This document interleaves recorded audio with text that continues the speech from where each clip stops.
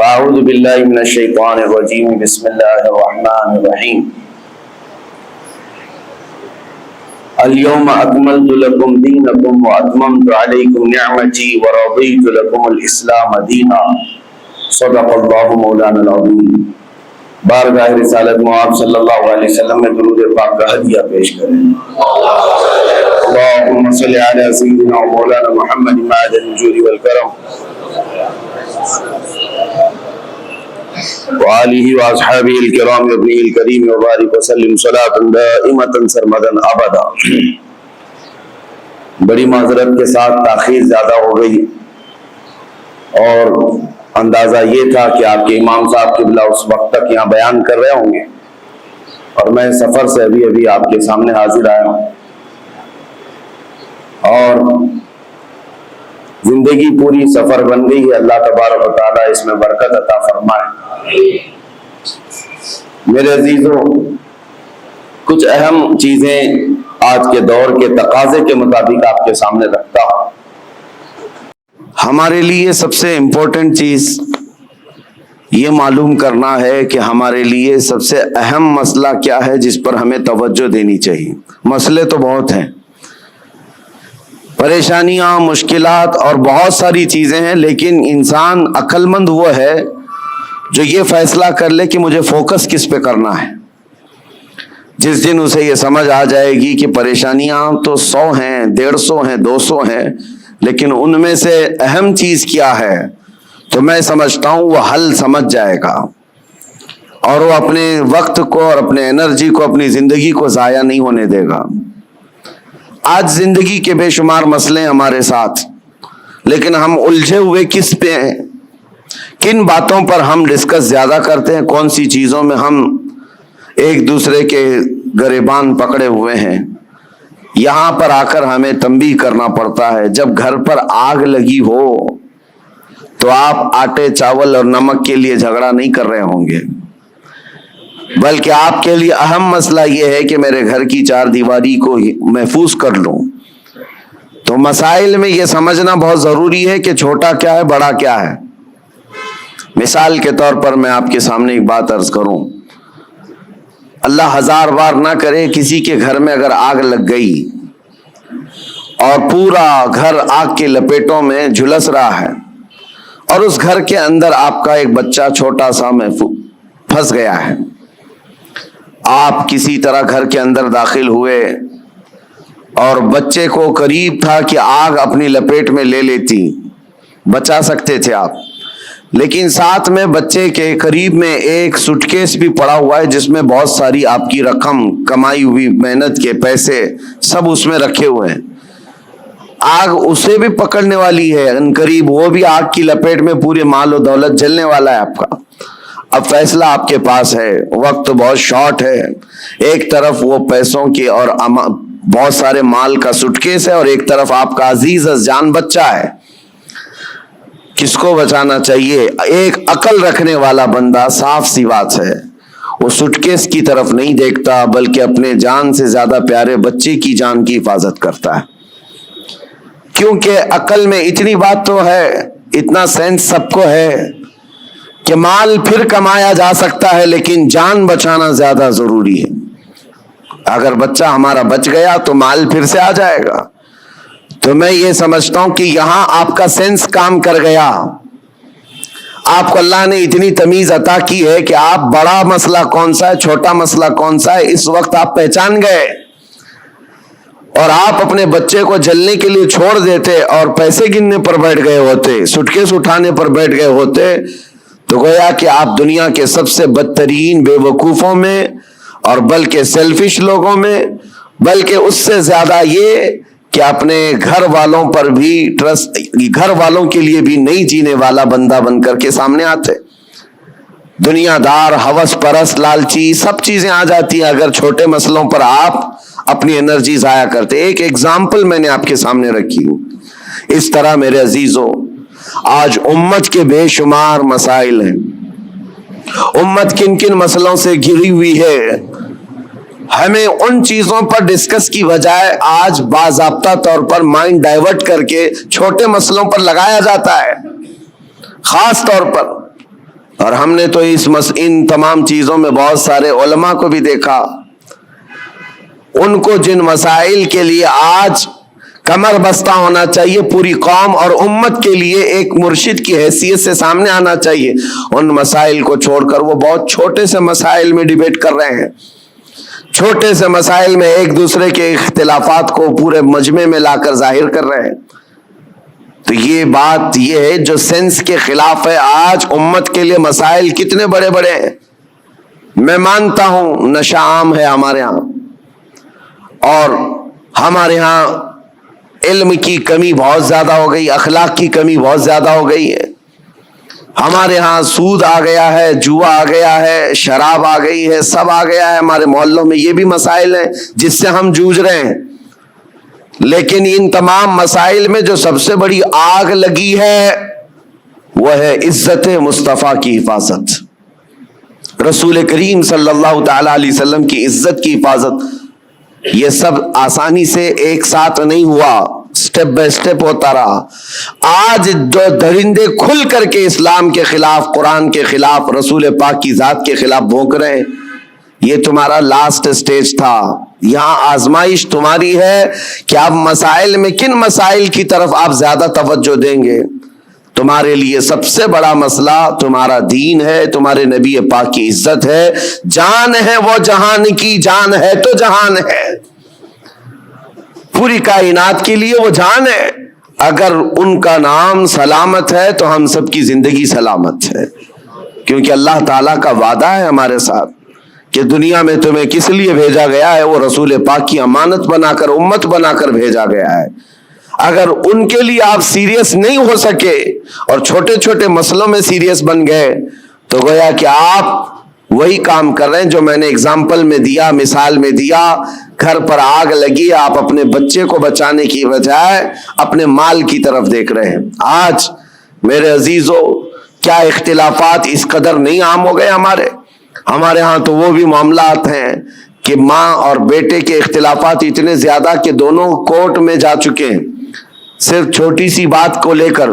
بیٹا کٹہرے میں اس طرف کھڑا ہے، ماں اس طرف کھڑی ہے، دونوں کے وکیل الگ الگ ہیں، اور لڑائیاں بڑے زور و شور سے، بھائی بھائی کے ہیں، بہن بھائی کے ہیں، پراپرٹی کو لے کر، اور مدتوں کورٹ میں 25 سال 30 سال گزر گئے ایک ٹکڑا زمین کے لیے، اور وہ بھی ایسا کہ کورٹ نے پوری زندگی بھر تمہیں گھمایا پھرایا، تمہاری چپل گھس گئی، جس کے لیے تم نے بڑی بڑی نفرتوں کی دیواریں کھڑا کر رکھی تھی، تمہارے لیے اس کی ایک بالشت جگہ بھی زندگی میں مل نہ سکی، یوں ہی دنیا سے چلے گئے اور مر گئے۔ تو جو لا یعنی چیزیں ہیں اس کے لیے اتنی انرجی ضائع کرنا، یہ بیوقوفی ہے۔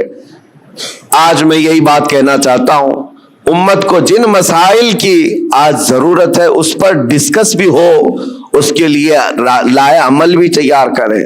لوگ آ کر کے آج یہ مسائل ضرور رکھیں۔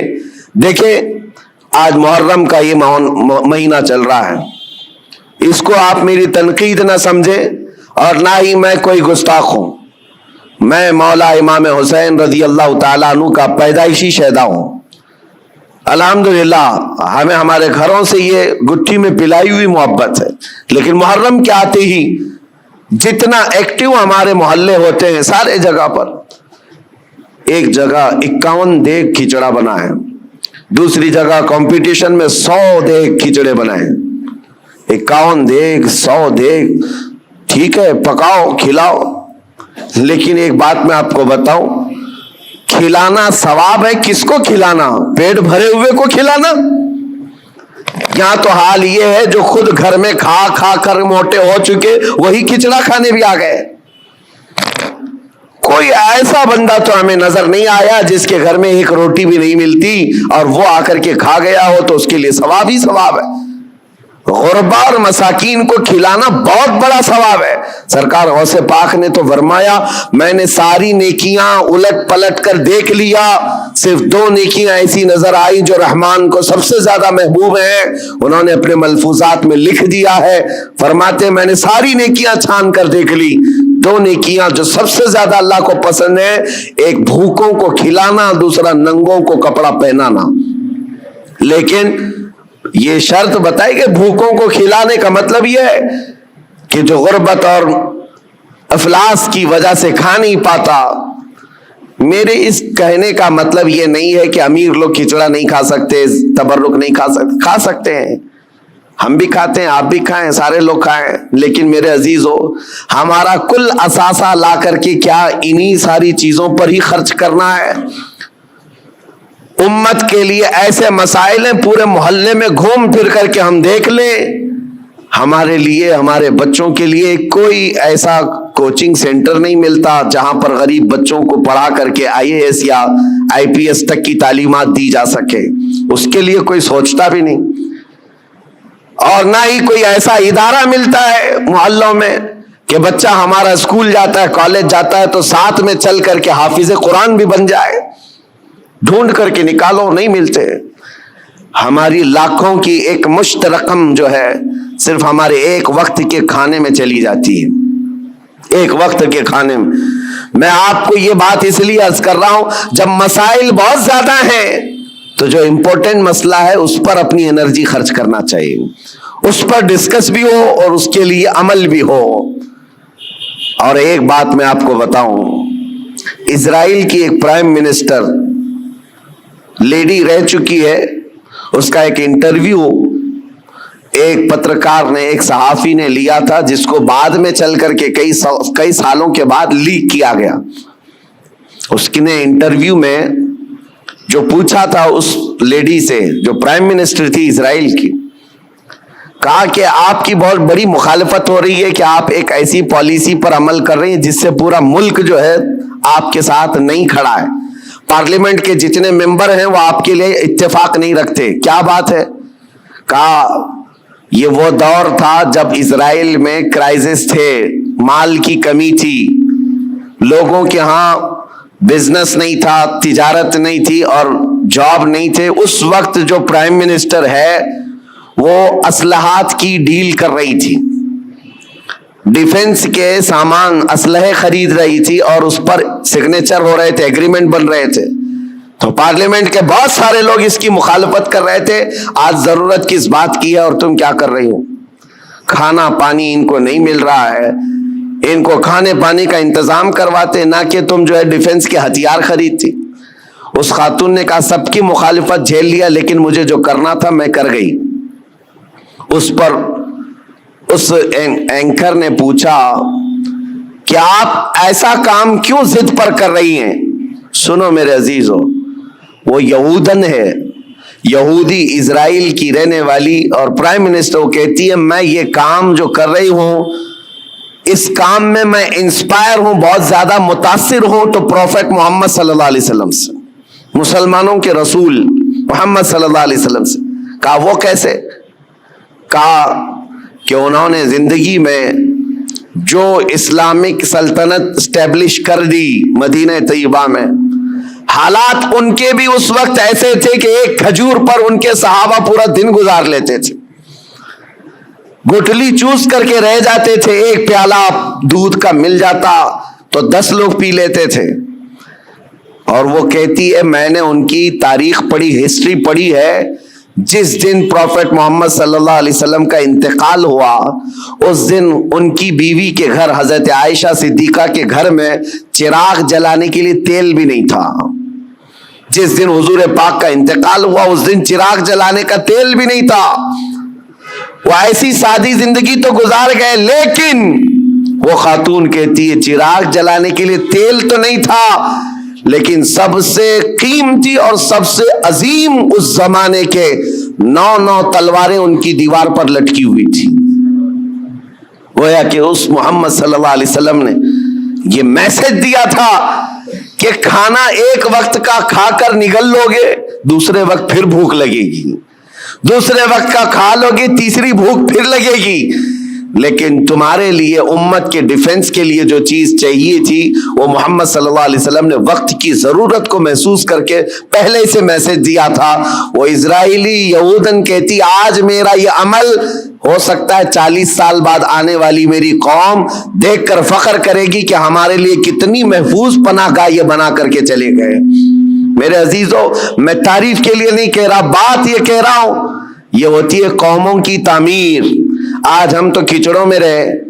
کچڑا ناجائز نہیں ہے, کھانا چاہیے, اچھا ہے, گھر میں بناؤ, جب من کرے کھاؤ, لیکن اس کے لیے اپنے لاکھوں روپے کی لاگت محلوں میں اس طرح سے تقسیم کر کے ختم کر دینا. ہاں, اس کو حق بنتا ہے وہ حلوہ بھی کھائے, کھچڑا بھی کھائے, لیکن ساتھ میں امت مصطفیٰ کے مستقبل کے لیے عمارت بھی کھڑی کرے. اس کو یہ حق بنتا ہے. میرے عزیزو, مجھے ایک بات یاد آتی ہے. ہمارے ایک استاد, ان کی یہ سوچ تھی, وہ مثال کے طور پر میں عرض کر رہا ہوں. ہمارے ایک ساتھی نے ہماری شکایت کی کہ حضرت جو کپڑے پہننا ہے سارے طلبہ کو, اس کے علاوہ ایکسٹرا یہ کپڑے پہن لیتا ہے میرے بارے میں. کہا یہ صدری پہن لیا یا جاکٹ پہن لیا. کہا جو اسٹوڈنٹس طلبہ پہن رہے ہیں اس کے علاوہ ایکسٹرا یہ. تو انہوں نے کہا کہ بالکل, میں سب کو برابر دیکھنا چاہتا ہوں, کس کو کیا پہننا چاہیے. اور اس کے بعد انہوں نے ایک جملہ کہا تھا ان کو شکایت کرنے والوں کو. کہا اس کی طرح 4 صفحے سبق تو بھی سنا دے اور تو بھی ایسی کپڑے پہن لے. ہاں, اگر کسی کام میں تم پورے اترے ہوئے ہو اور دوسرا تمہاری دیگر ضروریات بھی پوری کر رہے ہو تو کوئی مسئلہ نہیں. میرے کہنے کا مطلب یہ ہے کہ آپ بڑی بڑی نیازیں کریں, لیکن اس وقت جب امت کی مستقبل کی ضروریات پوری ہو رہی ہو پھر کھانا بھی کھلائیں, دیگیں بھی چڑھائیں, اچھا ہے, عرس بھی کریں. یہاں حالات تو یہ ہے کہ ہم یتیمی کے حالت میں آ گئے ہیں آج. میاں کتنے تو ایسے ہمارے مسلمان کپلز ہیں اپنے چھوٹے چھوٹے بچوں کو لے جا کر کرسچن اسکول کے باہر کھڑے کرتے ہیں اور ایڈمیشن کے لیے پاپڑ بیلنے پڑتے ہیں, اور ان کو کتنی مرتبہ وہاں پر عیسائی نن ہو کہ پادری ہو تانے مارتے ہیں, ٹانٹ مارتے ہیں. کتنی مرتبہ ایسی شکایتیں آئیں. لیکن کیا کریں, ایک جگہ پر مجھے خود یہ بات یاد آتی ہے. ہمارے مقتدی تھے ایک حاجی صاحب, اپنے 2 بچوں کو ایک بورڈنگ اسکول میں انہوں نے ڈالا تھا, 4تھی اور 5ویں کے بچے, سال کا 4 لاکھ روپے پے کر رہے تھے. اور ایک بار وہ مجھے ساتھ میں لے کر گئے دکھانے کے لیے کہ آئیں دکھاتا ہوں کتنا بہترین ہے, 45 ایکڑ میں بنا ہوا یہ بورڈنگ اسکول ہے, سب کچھ ہے. میں گیا تھا, ان کے مینیجر سے میں نے پوچھا کہ شیڈول کیا ہے آپ کا, بچوں کو کیسے آپ ٹریٹ کرتے ہیں. انہوں نے صبح 5 بجے سے لے کر رات کے 9 بجے تک کا پورا گھنٹے کا شیڈول بتایا. اس میں پوجا بھی ہے, یوگا بھی ہے, جاگنگ بھی ہے, سب ہے. میں نے پوچھا سارے بچے کرتے ہیں؟ کہا سب کرتے ہیں, چاہے ہندو ہو مسلم ہو, سب کو کرنا ہے یہ. اور جن کے بچوں کے لیے ہم گئے ہوئے تھے وہ سال بھر سے پڑھ رہے تھے. میں نے ان حاجی صاحب سے کہا وہ بڑے پرہیزگار ہیں, ایک نماز بھی قضا نہیں کرتے. ہم نے کہا ان کو آپ اپنے بچوں کو اتنی مہنگی پوجا کروا رہے ہیں, اتنی دور لے جا کر کے. تو خیر ان کو یہ بات لگی, لیکن انہوں نے جواب میں کہا ٹھیک ہے حضرت, میں وہاں سے نکال لوں گا, ہمارا ہے کہاں جہاں میں اپنے بچوں کو ڈال لوں. یہ بھی تو سوال ہے, یہ بھی تو سوال ہے. ہم نے اپنے مستقبل, اپنے بچوں کے مستقبل کے لیے کوئی لایا عمل بنانا ہی چھوڑ دیا ہے. فکر کرو میرے عزیزو, آج ضرورت اس بات کی ہے. میں تو یہاں جب بھی آتا ہوں ہر بار آپ کے اراکین صدر صاحب بیٹھتے ہیں, اکثر یہی پلاننگ کرتے بھی رہتے ہیں کہ یہاں پر کچھ نہ کچھ کام ہونا چاہیے. لیکن یہ صرف پلاننگ میں ہی رہ گئے تو ہماری عمریں بھی پلاننگ میں چلی جائیں گی. کر جاؤ کچھ نہ کچھ, اس لیے کہ ہمارے بچوں کو جو پھل ملنے والے ہیں وہی انقلاب لائیں گے. اور الٹریسٹی اتنی بڑی ہوئی ہے, آپ جو دیکھ رہے ہیں نا ماحول کی خرابی, اکثر آ کر جو شکایت کرتے ہیں بچے نشہ خور ہو گئے, ماں باپ کے نافرمان, سب بہت کچھ ہے. لیکن سب کا علاج یہ ہے کہ ان کو علم دین اور علم دنیا سے روشناس کرائیں, اس لیے کہ علم تہذیب لاتا ہے, اخلاق لاتا ہے, اور علم نہ ہو تو جہالت کے پیٹ سے سب برائیاں جنم لیتی ہیں. ہر برائی وہ کر جاتا ہے جہالت میں. اور آج حالات ایسے ہیں کہ دوسری قومیں ہماری طرف دکھا کر کے یہ تانا مارتی ہیں. ابھی کل رات میں جس علاقے میں تھا لکھنؤ کے قریب, اور صبح لکھنؤ سے میں ابھی آ رہا ہوں, گئے پورا علاقہ مسلمانوں سے بھرا ہوا ہے. لیکن ایسا ہے کہ گاؤں میں جانے کے لیے کوئی کار بھی جا نہ سکے، اس طرح سے گڑھے بھرے ہوئے ہیں، اتنے گڑھے، اور پڑوس کے قریب میں چھوٹا سا گاؤں ہے نان مسلم، پکی سڑکیں، ساری چیزیں. اس پر بات کریں تو لوگ یہ کہتے ہیں یہ تعصب ہے حکومت کا، ان کے ہاں یہ سب ہو جاتا ہے، ہمارے ہاں نہیں ہوتا ہے. میرے عزیزو، ہر جگہ ایسا نہیں ہوتا. بات صرف یہ ہے کہ تم نے جینے کا سلیقہ خود ہی بنا لیا ہے اپنے دماغ سے کہ ہمیں رہنا ایسی ہے. ہمارے محلوں میں، ہمارے گھروں کے سامنے کوڑا کرکٹ کا ڈھیر پڑا رہے، کسی کو فرق نہیں پڑتا. ہم نے تو خود ہی مائنڈ بنایا ہوا ہے. علم آئے گا تو اخلاق بھی لائے گا، تہذیب بھی لائے گا. آپ مدینہ طیبہ جا کر کے دیکھیں، آج بھی الحمدللہ دنیا کا سب سے حسین، ویسے عقیدتاً تو ہے ہی، لیکن ظاہراً بھی جا کر کے دیکھیں تو اس سے پاک و صاف شہر نہیں ملتا. یہ نبی پاک صلی اللہ تعالیٰ علیہ وسلم کی وراثت ہے جو ہمیں وہاں آج بھی نظر آتی ہے. ارے گلیوں میں چلو تو بھی خوشبو آتی ہے. یہ صرف عقیدت اور روحانیت کی بات نہیں کر رہا ہوں. انہوں نے خوشبو آرٹیفیشیل بھی بنا کر کے رکھی ہوئی ہے کہ کوئی گزرے تو اس کو یہاں کہیں مہک نہ آنا چاہیے، کیونکہ مدینے آئے تو بندہ یہ اخلاق لے کر کے جائے کہ میرے نبی پاک صلی اللہ تعالیٰ علیہ وسلم صفائی کے لیے اور کس قدر اپنی امت کو پاک کرنے کی فکر رکھتے تھے. آج یہ سب مسائل پر ہمیں انرجی لگانے کی ضرورت ہے، لیکن ہم کن چیزوں پر پڑے ہوئے ہیں؟ ہم تو چھوٹی چھوٹی سی باتوں پر، ارے 2 گھڑے پانی اگر ہم کو نہ ملے تو ہم تو پینچے چڑھا کر کے جھگڑے پر آ گئے ہیں. ہم کو اگر چھوٹی سی زمین کا مسئلہ ہو تو ہم 25 سال بھی لڑنے کو تیار ہیں. یہ مسائل نہیں ہے. اور اسی طرح سے جو سوشل میڈیا پر آج مناظرے کا اڈا بنا ہوا ہے، ایک جماعت اس جماعت پر، اس جماعت کو اس جماعت پر. اور ابھی ایک مولانا صاحب نے مجھ سے شکایت کیا، کہا کہ کچھ لوگوں نے ہمارے خلاف ایسا بیان کر دیا کہ اس مسجد میں نہ جائیں، یہ امام صاحب کے پیچھے نماز نہیں ہوگی. ہم نے پوچھا کہ کیا ان کو تکلیف کس بات کی ہے؟ کہا وہ ایسا ہے کہ سلسلے کی لڑائی ہیں، وہ دوسرے پیر صاحب کے مرید ہیں، ہم دوسرے پیر صاحب کے مرید ہیں. لیکن اس سلسلے کی لڑائی سے ہم نے پوچھا کیا وہ سنی ہے؟ کہا وہ بھی سنی. آپ سنی ہیں؟ آپ بھی سنی ہیں، اور دونوں اعلیٰ حضرت کے شہدائی ہیں. کہا پھر جھگڑا کس بات کا؟ کہا نہیں، وہاں سب میرے خلاف ان لوگوں نے یہ بات کر دی ہے کہ ان کے پیچھے نماز نہیں ہوگی اس لیے کہ یہ اشرفی ہیں، یہ فلاں ہیں. میں نے کہا یہ تو غنیمت ہے ان لوگوں کو، سوچے عیسائی تو نہیں ہے. اتنا تعصب بھرتا ہے تو جہالت سے بھرتا ہے. اور کن مسائل پر آج تم لگے ہوئے ہو؟ یہاں تو پوری آگ لگانے کے لیے درندے کود رہے ہیں اور تم اپنے آپس میں گریبان پکڑے ہوئے ہو. کیا آپ کو پتا نہیں ہے ہماری پوری جینوسائیڈ کرنے کے پلان بنے ہوئے ہیں، نسل کشی، نسل ختم کرنے کے معاملات چل رہے ہیں. ہماری پوری ناگرکتا، ہماری سٹیزن شپ ختم کرنے کی بات، آئندہ چل کر کے ان کو ووٹنگ پاور تک نہ رہے، یہ پلان ہے سب چیزیں. وہ سب چیزوں کو چھوڑ کر کے ہم تو کن مسائل میں الجھے ہوئے ہیں. اسی لیے کسی نے کہا، اگرچہ محاورہ ہو، تاریخ سے اس کا تعلق ہے یا نہیں، لیکن یہ بات مجھے لگتی ہے کہ بغداد میں جب ہلاکو حملہ کرنے آیا تھا اور پورے بغداد کی اینٹ سے اینٹ بجا دیا تھا، تباہ کر دیا تھا اس نے، پورے بغداد میں 2 لاکھ سے زیادہ لاشیں بچھائی گئی تھی بغداد شہر میں. لیکن یہ ایک محاورتاً یہ بات کہی جاتی ہے، جس وقت ہلاکو بغداد پر حملہ کرنے آیا ہوا تھا اس وقت 2 جگہ جماعتیں مناظرہ کر رہی تھی مسواک کے بارے میں، 4 انچ کی ہونی چاہیے کہ 3 انچ کی ہونی چاہیے. یہ تاریخ سے اس کا تعلق ہو یا نہ ہو، لطیفے کے طور پر ہی کیوں نہ ہو، لیکن بات میں یہ کہتا ہوں اسی کی مثل آج چیزیں کی جا رہی ہیں. جو اہم مسائل ہیں ان کو چھوڑ کر کے جو چھوٹے مسائل ہیں ان پر ہماری پوری انرجی ختم کی جا رہی ہے.